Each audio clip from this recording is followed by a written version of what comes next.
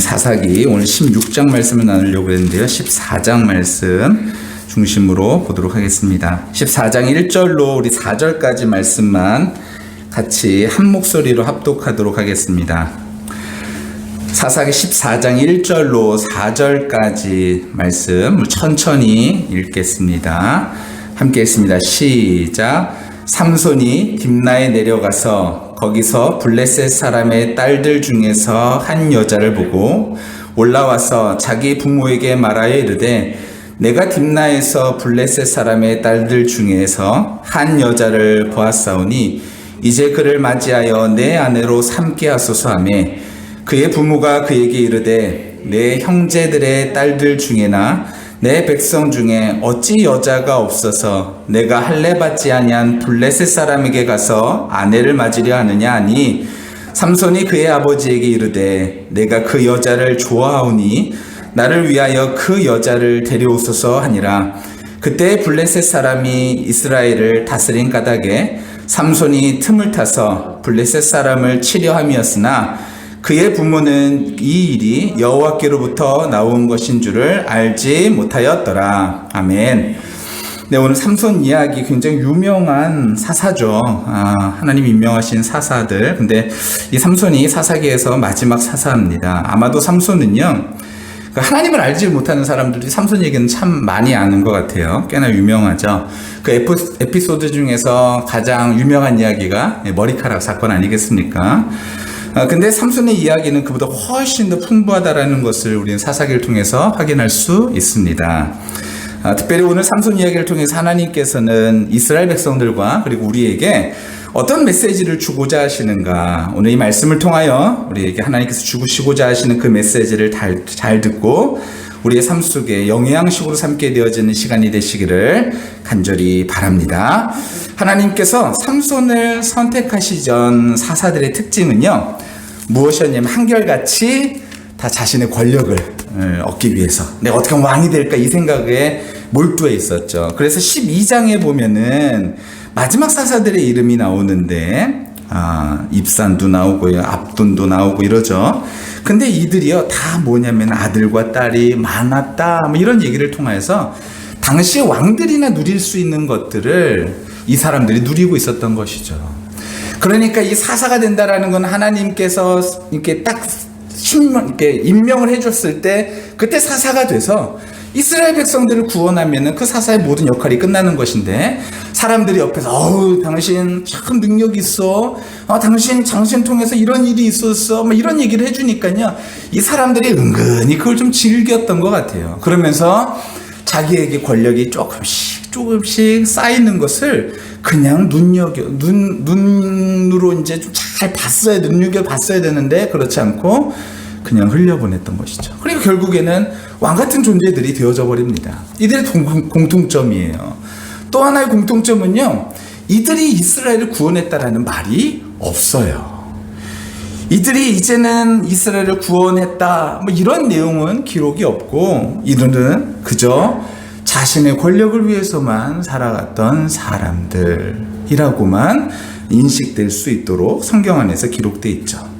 자, 이제 13장이에요. 삼손의 이야기입니다. 1절 말씀 보니까 우리 사사기 13장 1절 말씀 같이 한번 볼까요? 눈으로 한번 보시기 바랍니다. 이스라엘 자손이 다시 여호와의 목전에 악을 행하였다라고 기록하고 있습니다. 이번에는 누구냐면 블레셋이에요. 근데 그 시간이 얼마나 압제를 당했대요? 40년이나 압제를 당했다라고 말합니다. 하나님의 뜻에 합당한 사사의 부재, 사사가 없고, 또 하나는 이스라엘 백성들이 자신의 소견대로 행하는 모습, 이 두 가지가 같이 어우러지다 보니까요 이제 블레셋 사람들에게 억압을 당하는데 40년, 그러니까 한 세대가 통째로 그냥 블레셋에 억압을 당하게 되어지는 것이죠. 근데 문제는 뭐예요? 이스라엘 백성들 이전에는 뭐 했죠? 이렇게 되면요 부르짖었어요. 하나님 우리 좀 도와주세요. 근데 여기는요 부르짖음이 없어요. 하나님 앞에서요 울지도 않습니다. 아마도 익숙해진 것 같아요. 블레셋이라는 왕의 통치를 받는 것에 익숙해진 이스라엘입니다. 피부에 와닿는 어려움만 없다면 이들은 더 이상 블레셋의 통치건 하나님의 통치건 이런 거 상관없었다라는 것처럼 보입니다. 블레셋의 통치를 당연하게 받아들이면서 그저 거기에서 그냥 순응해버린 거예요. 아, 이렇게 사는 거구나. 그냥 이렇게요. 그런 현실이 왜 잘못됐는지 알지도 못했고 알려고 하지도 않았어요. 내가 왜 이렇게 살지? 왜 블레셋이 우리를 다스리지? 이것에 대한 개념도 없었고 생각도 없었고 이것을 어떻게 하면 헤쳐나가야 될까라는 생각도 없었던 것이죠. 근데 그때 하나님께서요, 찾지도 않으셨는데 하나님 앞에 부르짖지도 않았는데 하나님께서 나타나신 것이죠. 누구에게 나타나셨습니까?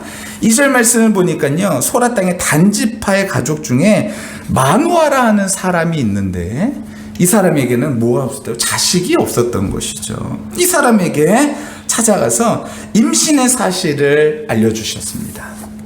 근데 여기서도 참 재밌는 것은 뭐냐면요, 이 마누아도요, 하나님 앞에, 마누아의 아내도 그렇지만 마누아도요, 하나님 앞에 자녀를 달라고 기도하지 않았어요. 이들은 지금 이런 모습이 그냥 블레셋 사람의 다스림을 받으며 살아가는 이스라엘 모습과 그냥 다 같은 거예요. 하나님 앞에 구하지도 않고 그리고 그냥 이렇게 흘러가는 대로 살면 되지 뭐, 이렇게 되는 것이죠. 이스라엘의 영적인 현실을 그대로 보여줍니다. 근데 하나님께서요, 그들 앞에 나타나신 거예요. 그래서 이제 새롭게 사사가 될 사람을 내가 세워주마, 그야 라고 이야기하시면서 그 나실인에 대해서 설명해 주시죠. 근데 보세요, 4절 말씀을 한번 보시면은 하나님께서 뭐라 그러시냐면, 그러므로 너는 삼과 포도주와 복주를 마시지 말며 어떤 부정한 것도 먹지 말라라고 그 아내에게 말씀하셨습니다. 근데요, 그가 내게 이르기를, 7절 말씀 보세요. 보라, 내가 임신하여 아들을 낳으리니 이제 포도주와 독주를 마시지 말며, 이 위의 내용과 똑같아요. 이것을 전달하는 과정에서 뭐가 달라지냐면, 어떤 부정한 것도 먹지 말라, 이는 아이가 태어날 때부터 그가 죽는 날까지 하나님께 바쳐질 나실인이 됨이라, 이렇게 얘기하고 있어요. 근데 위에는요, 그 얘기를 하고 있었던 게 아니라, 나실인이라는 얘기를 하고 있었던 게 아니라 13장 5절에 보면은 블레셋의 사람의 손에서 이스라엘을 구원하기 시작하리라 라고 말씀하신 이 내용이, 그러니까 여기에서 빠져버린 것이죠. 하나님께서 삼손을 이제 세우실 것을 말씀하시면서 하나님께서 이가 구원할 자야 라고 말씀하셨는데, 그 구원의 내용이 쏙 빠져버린 거예요. 이게 아담과 하와도 맨 처음에 그랬죠. 아담과 하와도 하나님께서 먹지 말라 한 그거, 근데 먹지도 말고 만지지도 말라. 근데 죽는다고 말씀하셨는데 죽을까 한다, 이런 식으로 말이 바뀌지 않습니까? 그러니까 하나님의 뜻을 제대로 이해하지 못하고 그것을 내 마음대로 해석을 해버리는 것이죠. 이게 이들의 모습이에요. 그러니까 근데 하나님께서 이러한 사람들에게 나타나셔서 하나님께서 내가 사사를 세울 것이다, 이 가정에서 사사를 세울 것이다 라고 말씀하셨죠. 그런 다음에 13장 25절 말씀을 보세요. 소라와 에스다올 사이 마하네단에서 여호와의 영이 그를 움직이기 시작하였더라. 누가요? 여호와의 영이 이 삼손을요, 태어난 삼손을요, 이제 움직이기 시작한 거예요. 이 말씀을 딱 들었을 때 여러분 어떠세요? 이제 하나님의 여호와의 사자가 이 삼손을 움직일 거다. 우리가 이제 후의 내용을 모른다면요, 하나님께서, 하나님의 영이 이 사람을 사로잡아가지고 이 사람을 하나님의 뜻대로 이제 움직일 거예요. 여기서 움직이기 시작했다라는 게 억압하다라는 의미를 갖고 있거든요. 꽉 조이다, 이런 의미를 갖고 있어요. 그러니까 이런 거죠. 독자들은 이걸 딱 보고서는 기대에 부풀게 됩니다. 이스라엘을 구원하기로 등장한 그 사사가 이제 하나님의 영에 사로잡혀서 무슨 일을 벌일까? 이것이 우리에겐 기대가 되는 것이죠. 우리도 그렇지 않습니까? 하나님의 영에 사로잡힌다 그러면 엄청난 일들을 할 것으로 우린 예상하죠. 근데 14장을 한번 보세요. 삼손이 딥나로 내려갑니다. 딥나가 어디냐면요, 이 단지파거든요. 단지파에 소속된 땅이 딥나가, 이 딥나라는 땅은 블레셋과의 경계입니다. 그런데 여기에 지금 누가 살고 있는 것이면은 블레셋 사람이 살고 있는 거예요. 그러니까 사람들은 여기까지만 보면은 딥나에 내려갔다라는 사실까지만 딱 보면 무슨 생각을 하는 거예요? 야, 이제 삼손이 하나님의 말씀대로 하나님의 영에 사로잡혀서 이제 가가지고 블레셋 사람들을 치러 가는구나. 이젠 딥나를 하나님께서 구원하셨구나 라는 생각들을 우리는 할 수 있게 되어지는 것이죠. 그런데 보세요. 14장 1절에 삼손이 딥나에 내려가서 거기서 블레셋 사람의 딸들 중에서 한 여자를 보고 올라와서 자기 부모에게 말하 이르되 내가 딥나에서 블레셋 사람의 딸들 중에서 한 여자를 보았사오니 이제 그를 맞이하여 내 아내로 삼게 하여 주소서라고 말합니다. 삼손은요 사사로서 딥나를 블레셋 손에서 찾아오기 위해서 애쓰는 것이 아니라 이방 여인을 찾아오기 위해서 애쓰는 거예요. 근데 지금 삼손이 뭐에 휩싸였다고요? 여호와의 영이. 이때는 아니겠죠. 아니요, 그렇지 않아요. 14장 6절도 그렇고요, 14장 19절도 그렇고요. 여호와의 영이 강력하게 임한 사건들이요, 지금 삼손에게 지속적으로 나오는 것들을 우리는 발견할 수 있어요. 여호와의 영이 지금 삼손을 잡았다고요. 잡아서 움직이고 있는데 삼손이 지금 뭐 하고 있는 거예요? 구원하라 그랬는데 딥나로 내려가가지고 내가 어떻게 하면 이 땅을 구원할 수 있을까? 하나님, 내가 이 땅을 치겠습니다. 이런 게 아니라 가가지고 저 여자 참 예쁘네. 저 여자 내 아내를 삼아야지. 이 생각하고 있다라는 거예요. 그리고 부모에게 가가지고 뭐라 그러냐면은 내 아내 삼게 해주세요 라는 거예요. 근데 이 말이요, 우리 한글 성경에는 이렇게 잘 써 있지만요, 이게 히브리어 성경에는 이렇게 돼 있습니다. 에타케우 오테리 레이샤라는 단어. 이게 뭐냐면요, 당장 부모에게 강요하다라는 의미를 갖고 있어요. 부모에게요 지금 떼쓰고 있는 거예요. 그리고 강요하고 있는 거예요. 약간 협박적으로 명령하고 있는 거거든요. 이 명령법이거든요. 명령으로 얘기하고 있는 거예요. 내 아내 삼아줘 라는 거예요. 그런데 14장 3절을 보세요. 그의 부모가 그에게 이르되 내 형제들의 딸들 중에서 여자 없느냐? 할례받지 않은 왜 블레셋 사람이냐? 라고 얘기하죠. 이 말은 뭐예요? 이 말은 오히려 이 말이 강해야 되죠. 왜냐면은 이스라엘 백성, 특별히 삼손 누구의 나실인이잖아요.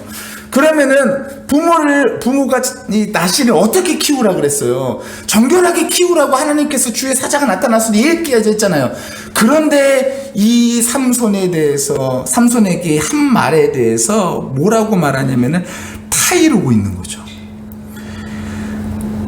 이것이 틀렸다라고 말해야 되는데 틀린 것을 틀렸다고 말해주지 못합니다. 부모가 단호하게 말하지 못해요. 이게 무슨 말인 거예요?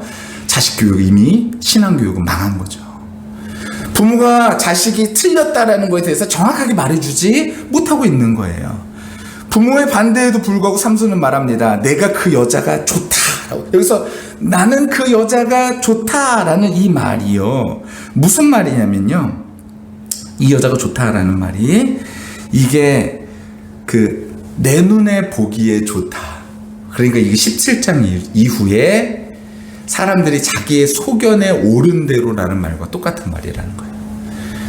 사람들이 소견이 옳은 대로 행한 것처럼 삼손도 하나님께서 사사로 세워주셔서 모태에서부터 택정하셔가지고 삼손으로 세워주시고 하나님의 영이 지금 붙들고 있는 그 삼손인데, 그 삼손이 지금 자기의 눈에 옳은 대로 이방의 풍습을 따라서 내가 좋다고 하는데 뭐 이렇게 되어지는 것이죠. 할례받지 않은 이방인과 결혼하는 것 자체가 이스라엘에게는 금지된 일이죠. 그런데 그런 것에 대해서 전혀 상관없는 거예요. 자기들이 보기에는 악하지 않았다라는 것입니다. 그들이 인식하기로는 그들의 행위의 대부분이 서로가 이해되는 일들이었다라는 거예요. 이것이 악하다라는 걸 알아. 하지만 어쩌겠어. 이것이 아니라는 거예요. 서로 하는 일들이 악한 일이라고 인식조차 하고 있지 않는 거예요. 우리 그런 거 당연한 거 아니겠어? 이런 거예요. 근데 성경은 단호합니다. 하나님은 그것을 죄라고 말씀하시죠. 하나님 보기에 악했다라고 말씀하시는 거죠.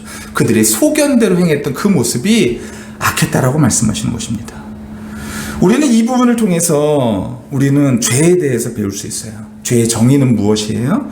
여호와의 눈과 사람의 자기의 눈, 이 눈의 차이가 분명히 있다는 것입니다. 특별히 하나님과 멀어지면 그 간격이 더 커지는 것이죠. 죄는 궁극적으로 우리 자신의 양심을 어기는 것을 죄라고 말하지 않아요. 성경에서는요, 우리 개인의 기준을 어기는 것도 죄라고 말하고 있지 않습니다.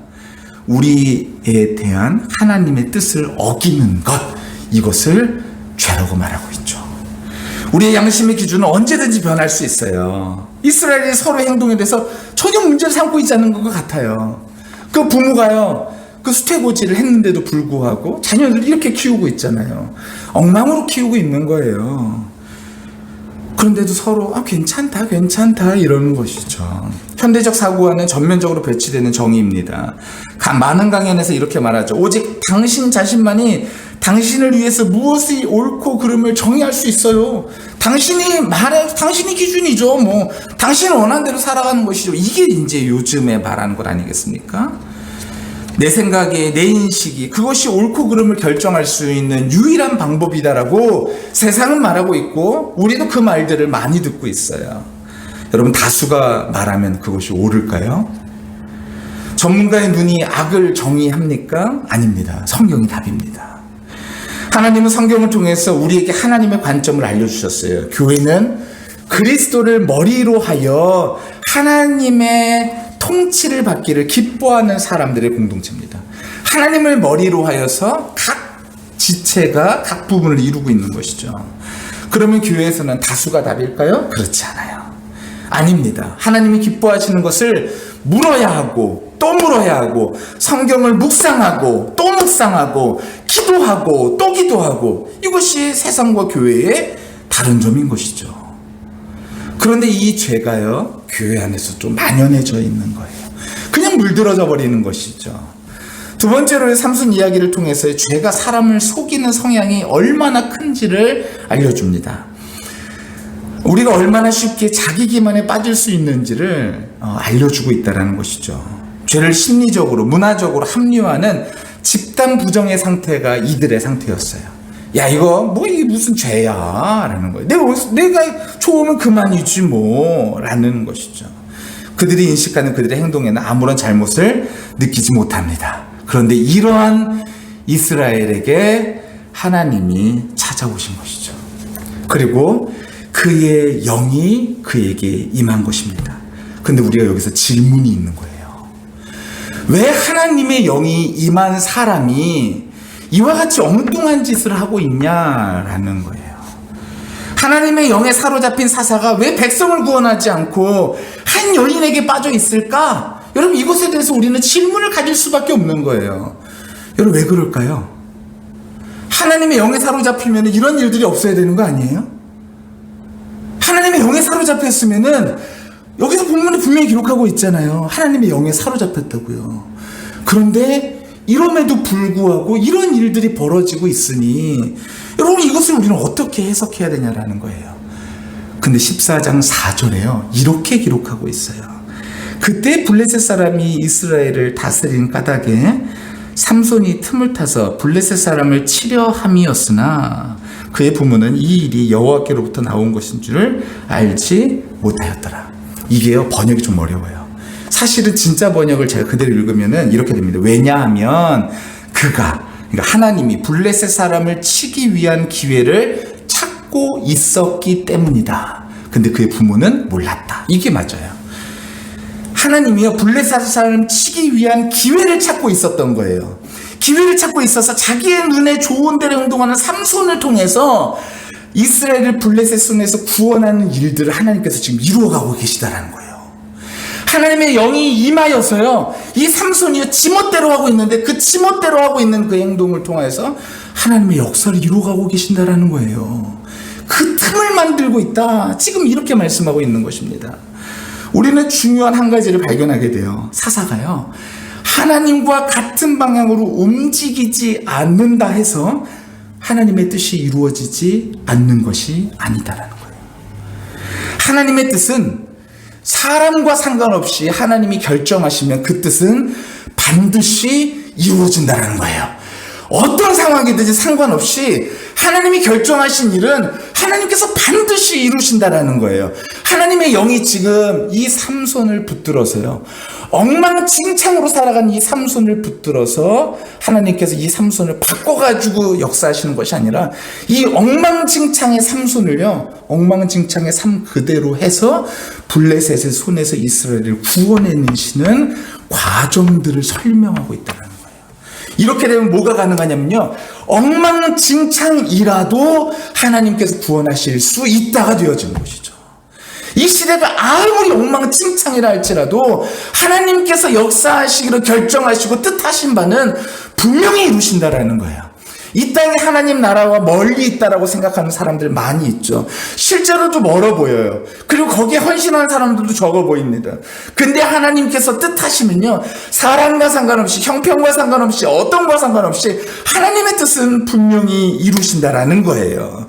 이 우연을 가장한 필연들로 하나님께서 만들어가고 계신다라는 것입니다. 그 첫 번째 사건이 무엇이라는 거예요?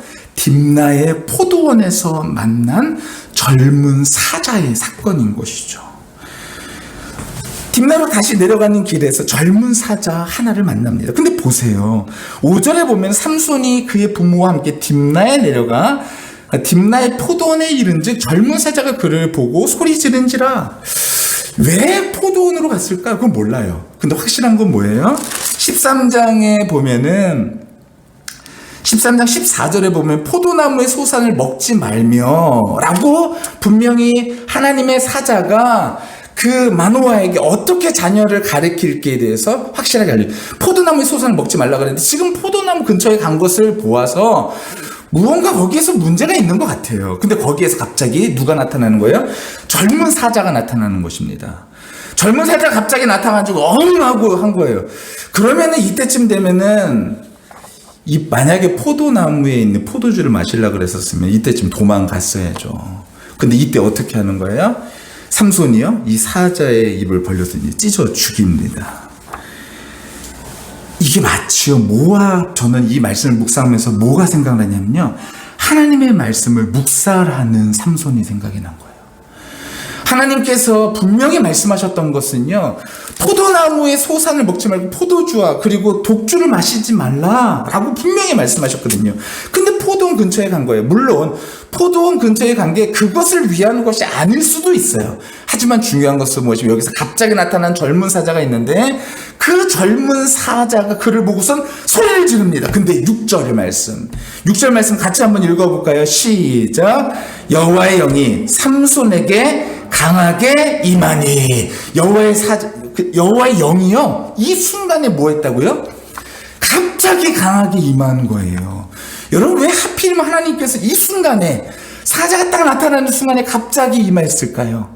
그러면서 갑자기 하나님께서 뭔가 이렇게 힘을 주셨을까요?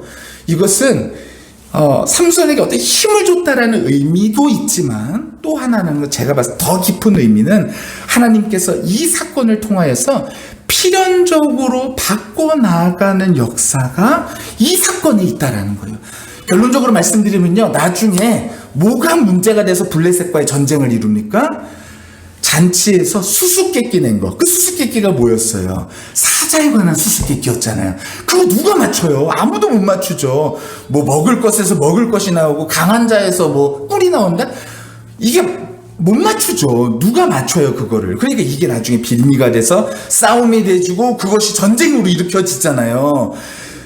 이 사건이 하나님께서 맨 마지막에 이루고자 하시는, 블레셋을 이스라엘에게서 떠나게 만들고 이스라엘의 블레셋을 이기게 만드는 사건을 하나님께서 이와 같이 우연을, 우리 인간이 봤을 때 우연인 것처럼 보이는 그 모든 사건들을 합력하여 하나님께서 다 뭘로 바꾸시냐면은 필연으로 바꾸시고 하나님의 역사로 바꾸러 가시는 하나님의 보이지 않는 손의 역사가 지금 이곳 가운데 일어나고 있다라는 거예요. 누가 나중에 이 수수께끼의 소재로 이 사자가 쓰일 것을 누가 알았겠습니까? 근데 보이지 않는 하나님의 손으로 삼손을 통해서 하나님께서 이 일을 이루어가고 계신 것이죠. 그가 정의로워서요? 아닙니다. 이 짧은 순간에서도 하나님에 대해서 알지 못함이 드러나요. 왜요? 이때 무엇을 만져요? 시체를 만지잖아요. 시체를 만지면 뭐예요? 부정한 것이죠. 근데요, 삼손은요, 부정한 것 전혀 신경 안 쓰고 있어요. 하나님의 말씀에서 멀어져 있는 삼손을 그의 행동을 통해서 우리는 엿볼 수 있습니다. 그리고 딥나 여자를 만난 뒤에 혼인을 결심하고 다시 누구에게로 오냐면은 이 죽은 사자 시체에게로 다시 오죠. 그 시체를 만진 것으로 부족해가지고 거기에 가보니까 이제 시체 안에서 뭐가 썩어가지고 뭐가 벌이 이렇게 뭐가 있었나 봐요. 그래서 거기에 꿀이 있었다고 성경은 기록하고 있잖아요. 근데 그 꿀을 먹고서는요, 그거를 자기만 먹은 것이 아니라 누구에게도요, 부모에게도 갖고 가가지고 부모에게도 먹게 한 거예요. 삼손의 머릿속에는요, 자신과 이스라엘 자손이 하나님의 거룩한 백성으로서 정결법을 지켜야 된다는 개념 자체가 없는 거예요. 정결이 뭐예요? 하나님 앞에 제사하는 데서 기본 요소죠.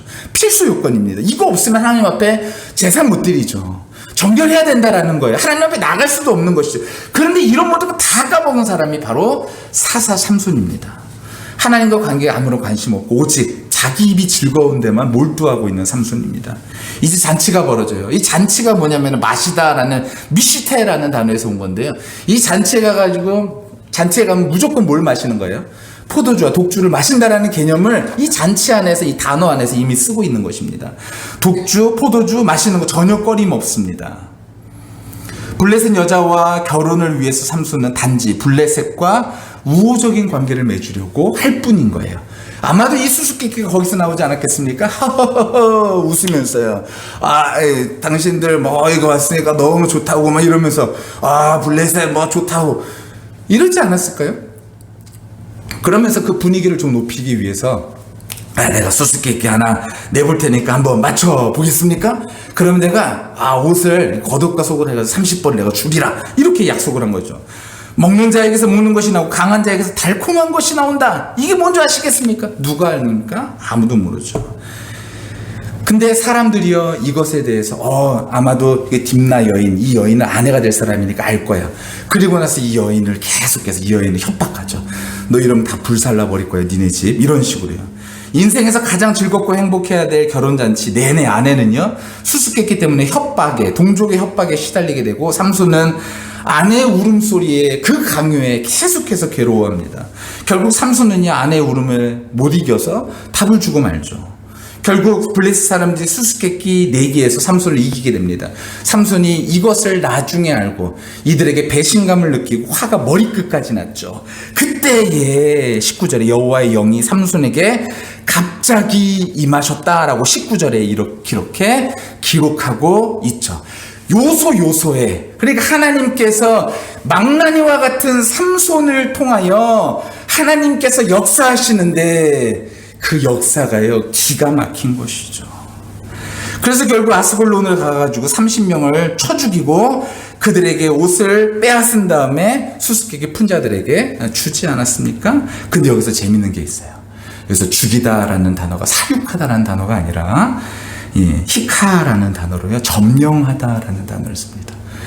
그러니까 하나님께서 지금요, 삼손을 통하여서 사람들은 다 지금 삼손 저 개인이 그냥 화가 나가지고 저러고 있는 거야 라고 생각할 수 있는 그 모습, 삼손이 망나니 같아, 이 모습. 근데 그런 모습 모든 것을 통하여서 하나님께서 지금 뭐라고 계신 거냐면요, 하나님의 역사를 이루시고 블레셋의 손에서 이스라엘을 구원하고 계시다라는 사실을 알려주고 계신 거예요. 이스라엘의 영적 상태가 점차 악화됨에 따라서 하나님은 그들에게 태어나지도 않는 사람을 통해서 구원하실 것을 알려주셨어요. 그러나 그는 가장 흠이 많은 인물로 폭력적이고 충동적이고 여자를 밝히는 정서적으로 미성숙한 이기적인 남자였죠. 그런데 가장 괴로운 것이 무엇이냐면 하나님의 영이 그의 교만, 성격 이런 것들을 사용해서 하나님의 일들을 이루어 가셨다는 거예요. 이게 삼손에게 개인적으로는 아주 불행한 일인 것이죠. 우리는 질문할 수 있습니다. 하나님이 어떻게 그렇게 결점이 많은 사람을 사용하셔서 하나님의 일을 이루실 수 있단 말인가? 하나님은 착하고 경건한 사람을 통해서만 역사해야 되는 것이 아닌가? 올바름 있고 올바로 행동하는 사람만 사용하셔야 하지 않는가? 이런 질문이 우리에게 있을 수 있는 것이죠. 그것은 하나님을 우리 인간의 생각으로 제한했기 때문에 그런 거예요.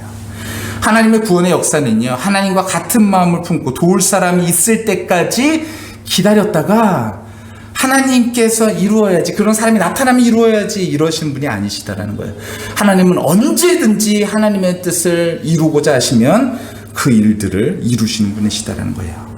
놀라운 진실은 하나님이 죄인을 통해서 그리고 죄악된 상황들을 통해서도 역사하신다라는 것입니다. 하나님은 우리의 삶의 어두운 난국 속에서도 모든 것이 또한 잘 되고 있어서 이때만큼 잘 될 수가 또 있을까? 라고 생각하는 그때에도 언제든지 상관없이 하나님은 약속을 분명히 지키십니다.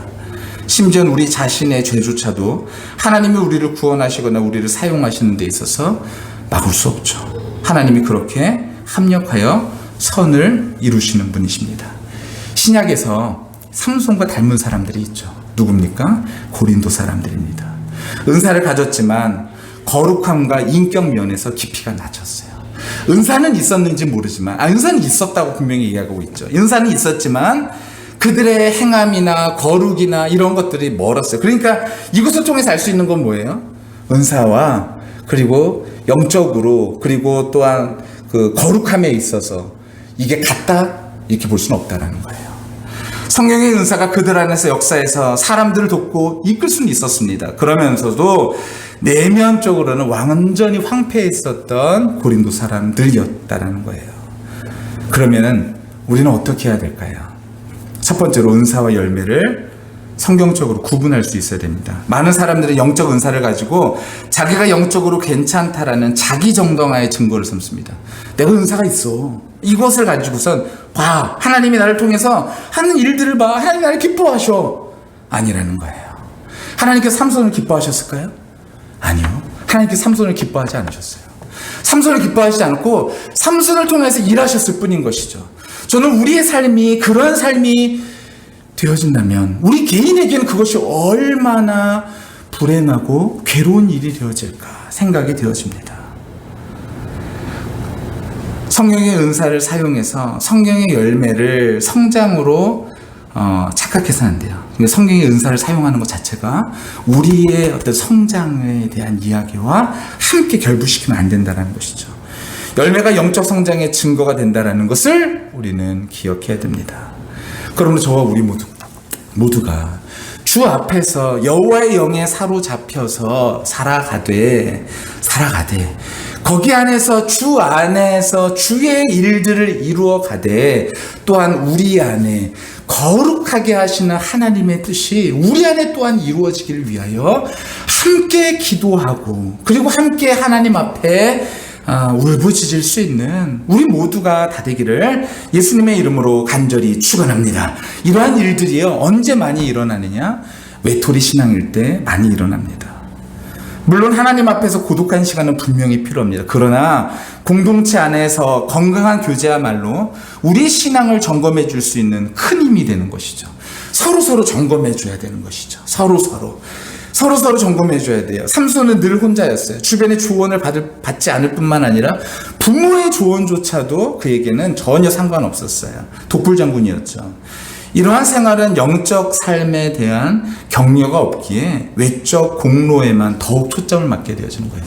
공동체가 서로 격려해주고 그리고 우리의 거룩을 위해서 함께 애써주고 함께 세워져 가고 이렇게 되지 않고 이 사람의 어떤 은사나 이런 부분에 있어서 나타났을 때 이야 저 사람 대단하네 이렇게 되어지면은 여기서 공동체가 이 사람이 외로워지면 어떤 일이 벌어지냐면 외적 공로에만 더욱 초점을 맞추는 조건으로 만들어가서 그 행동을 오히려 강화시킨다는 것이죠.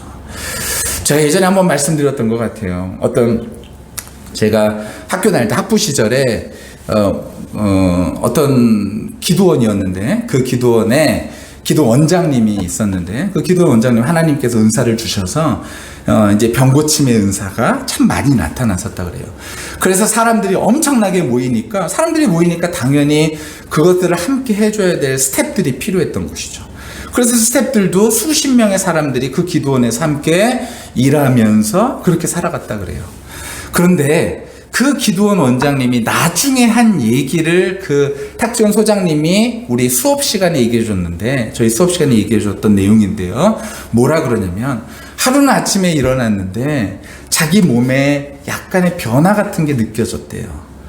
그래서 이게 뭐지? 라는 생각을 했는데 그날도 은사 집회가 있어가지고 병고침의 은사 집회가 있어서 하는데 전혀 그 은사가 나타나지 않고 자기 마음속에서도 이제 이 은사가 나의 은사가 아니구나 라는 생각이 들었다라는 거예요.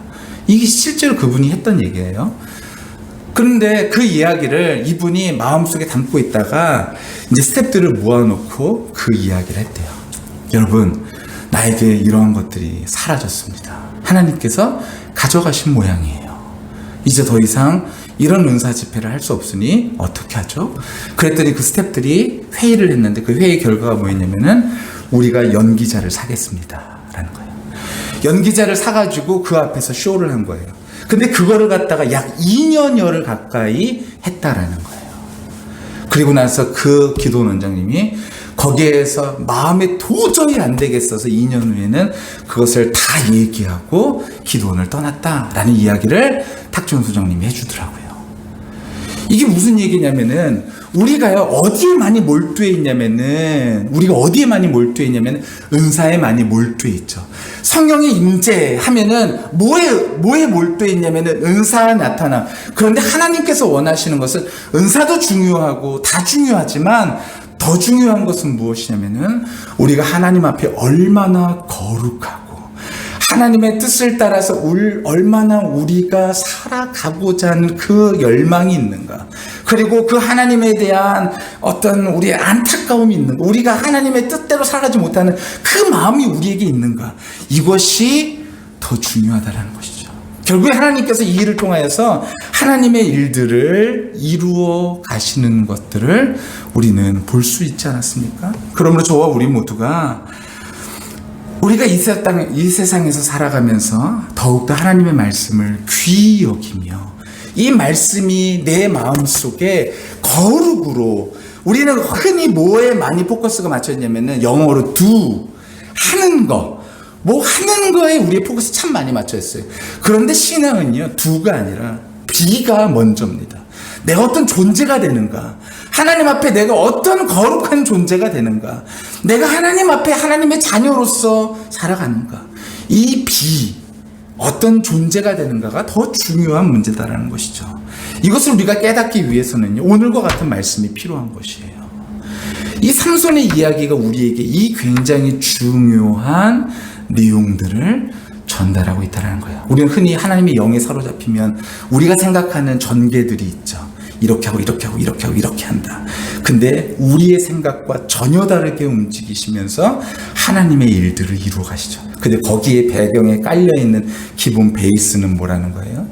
우리가 거룩하게 살아가기를 원하시며 하나님의 뜻을 이루시고 하나님의 통치를 받아가며 우리의 소견대로가 아니라 하나님의 다스림을 받아가며 살아가는 거룩한 하나님의 백성들의 모습, 이것을 하나님께서 원하신다라는 것입니다.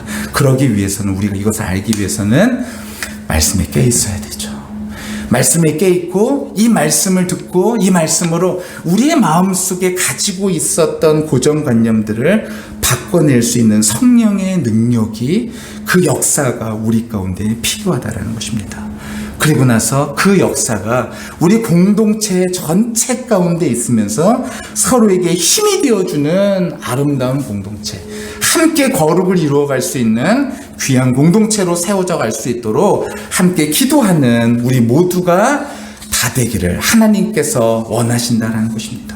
저와 우리 모두가 이 일을 하나님께서 맡기셨으니 저와 우리 모두가 정말로 하나님의 영에 감동되어져서 사로잡혀서 주의 일들을 하는데 망나니 같은 잘못된 죄 많은 모습 그대로가 아닌 하나님께서 우리를 그리스도 예수 안에서 깨끗하게 하셨고 하나님의 자녀로서 그 이런 일들을 이룰 수 있도록 허락하셨으니 저와 우리 모두가 매일 십자가 앞에 나아가 우리의 죄를 고백하고 우리의 안에 거룩으로, 하나님의 거룩으로 늘 성령 충만한 모습을 채워나갈 수 있는 아름다운 생수샘교회 모든 성도들이 다 되시기를 예수님의 이름으로 간절히 축원합니다.